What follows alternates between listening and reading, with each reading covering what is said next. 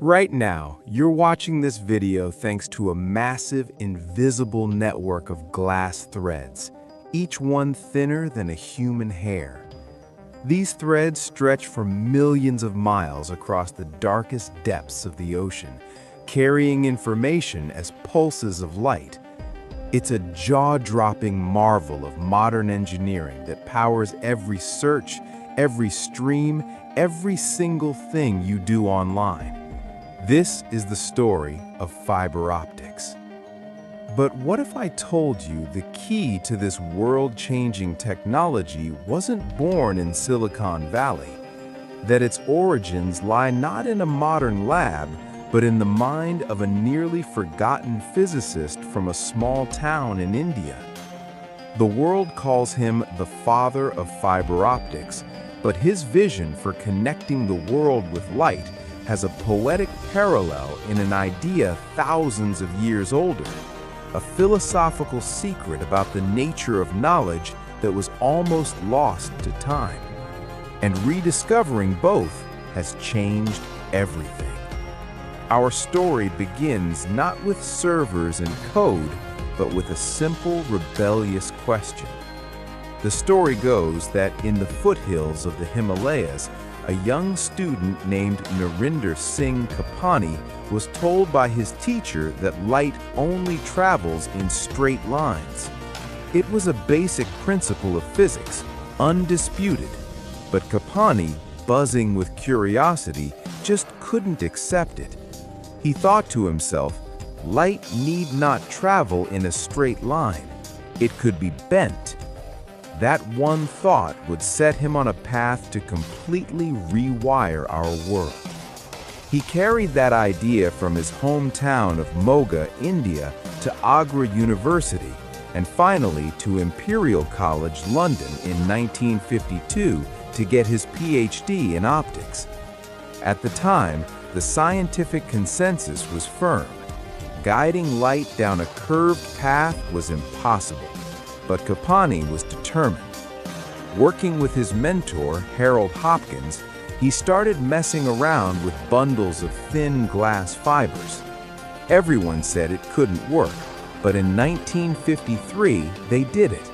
They successfully sent a clear image through a 75-centimeter long bundle of glass fibers, proving that light could, in fact, be guided.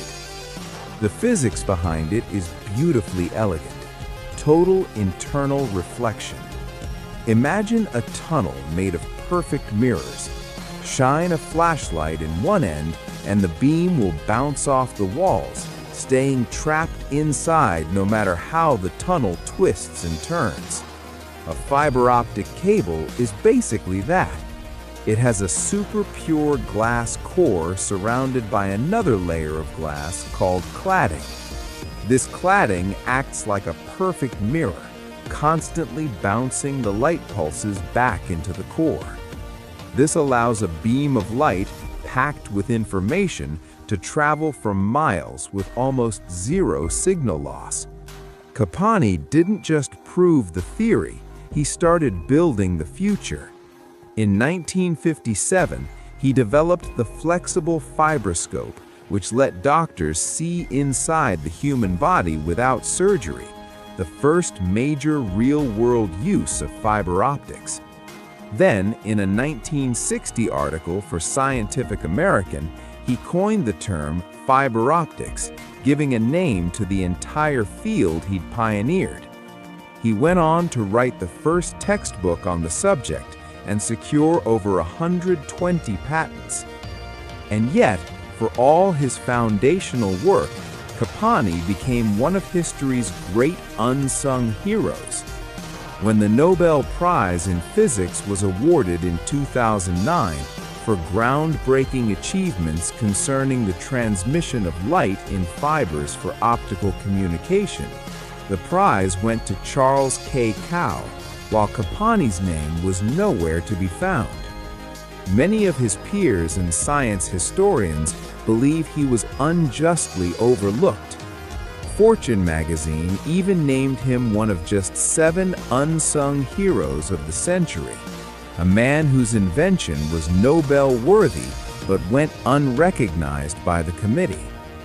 He was the man who bent light, laid the literal groundwork for the internet, and impacted billions of lives, yet most of the world never knew his name. But to really get the poetry of this invention, we need to zoom out, not by decades, but by millennia. We need to go back to ancient India, long before a single cable was ever laid. Because Kapani's work, whether he knew it or not, beautifully mirrors a much older, more profound Indian idea, the concept of an interconnected web of knowledge. Around 3,500 years ago, an incredibly sophisticated intellectual tradition began to grow, all preserved in an ancient language called Sanskrit. At its core were the Vedas, 4 huge hymns and philosophy that formed the bedrock of Hindu thought. The word Veda itself means knowledge. But this wasn't just a pile of books, it was a living, breathing ecosystem of information. This body of knowledge was built like a web. The core Vedas were linked to other texts, the Brahmanas, which explained rituals, the Aranyakas, which explored their symbolism, and the Upanishads, which dove into deep philosophical questions about reality. This network kept growing, linking out to texts on medicine, Ayurveda, grammar, astronomy, ethics, and epic stories like the Mahabharata and Ramayana. It was a vast, hyperlinked system of thought, a tapestry of divine tales and scientific principles where every thread was connected. This ancient intellectual web was held together by the unique structure of Sanskrit. It's a language of immense precision with a complex grammar that allowed for the high-fidelity transmission of incredibly complex ideas from one generation to the next. For thousands of years, before writing was common, this entire universe of knowledge, millions of verses, was passed down orally, preserved through meticulous memorization and recitation. It was a stunning feat of human cognition, designed to keep the information intact across huge spans of time and distance. This idea of interconnectedness wasn't just about structure, it was a core philosophy. Ancient Indian thought, from the Vedas to Buddhist and Jain traditions, is woven through with the concept that nothing exists in isolation. Buddhist thinkers spoke of interdependence, where everything arises from a network of causes and conditions.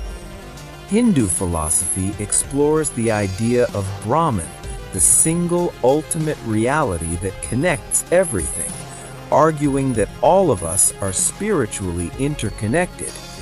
The universe wasn't seen as a bunch of separate things, but as a single unified one. It's an incredible thought, isn't it? That long before we built a worldwide web of cables, there was a worldwide web of ideas, a system built on the very principle of connection. This channel is all about uncovering these hidden histories and connecting the dots between the past and present. If you think these stories need to be told, do us a favor and hit subscribe and ring that bell. It really helps us continue bringing these forgotten narratives to light. And this is where the two stories, separated by 3 millennia, finally converge. This is the 3,000-year-old secret. On one hand, you have Narinder Singh Kapani, a physicist obsessed with weaving threads of light to send information. On the other, you have an ancient philosophical tradition built on weaving threads of knowledge to transmit wisdom. Kapani's physical web is a stunning, almost perfect modern reflection of that ancient intellectual web. Think about it. The Vedic tradition created a system designed for the high-fidelity transmission of information across centuries using the precise language of Sanskrit. Kapani created a system for the lossless transmission of information across continents using the precise physics of light in glass. The goal was the same: send a signal from point A to point B with perfect clarity. The ancient texts formed a massive interconnected network where philosophy linked to science, which linked to art and ethics. Today, the global fiber optic network forms a massive interconnected network where our financial systems link to our social networks, which link to our universities, which link to our homes. By 2026, the world will be connected by millions of kilometers of fiber optic cables, with fiber-based connections available to over 1.4 billion households. Over 95% of all international data travels through these undersea cables, which are the foundation for modern AI, cloud computing, and global trade. Just as ancient scholars sought to weave threads of knowledge into a unified one, Kapani, whether consciously or not, wove threads of light to create a new kind of unity. He gave the world a physical manifestation of an idea that had echoed through his culture for centuries, that the world isn't a collection of isolated points, but an interconnected whole.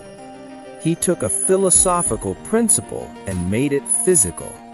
It's almost impossible to overstate the impact of this. Today, the global fiber network is the central nervous system of our planet. It's the silent force behind modern innovation and the backbone of daily life. Trillions of dollars in financial transactions, the majority of global trade, and nearly every international phone call, email, and video you send travels through this web of glass, and it's only getting faster.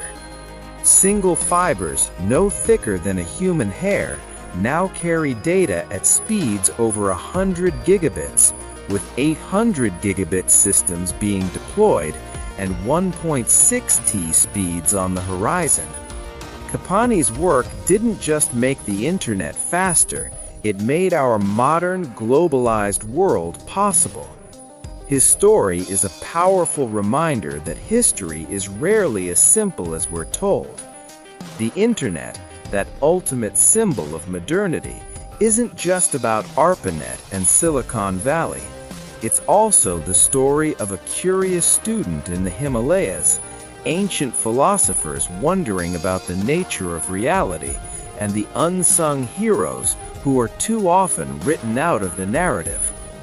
And that ancient knowledge system it mirrors is far from a dead tradition. Today, researchers are looking at Vedic concepts to inform modern fields like AI ethics, and the holistic principles of Ayurveda and yoga have become global movements.